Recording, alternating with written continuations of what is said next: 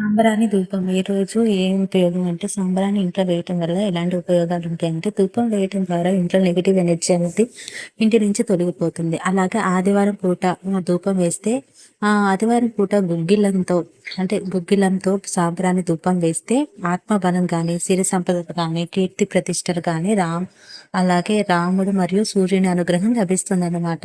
అలాగే సోమవారం చేయటం వల్ల దేహ మానసిక ఆరోగ్య వృద్ధి, మానసిక ప్రశాంతత, శ్రీకృష్ణుడి అమ్మవారి అనుగ్రహం అనేది లభిస్తుంది. అమ్మవారి శ్రీకృష్ణ అనుగ్రహం లభిస్తుంది. అదే మంగళవారం చేస్తే శత్రుభయం గాని ఈర్ష అసూయ తొలగిపోతాయి. కంటి నిండా నిద్ర అనేది వస్తుంది. ఎలాంటి పీడకలలు అనేవి రావు.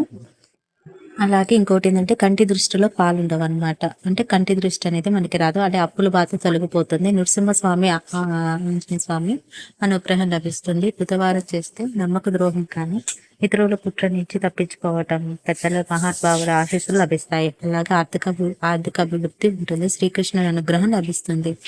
గురువారం చేస్తే గుగ్గిలంతో సాంబ్రాణి ధూపం వేయడం ద్వారా గురువారం సకల సత్ఫలితాలు చేకూరుతాయి. అలాగే దిగ్విజయంగా పూర్తవుతుంది.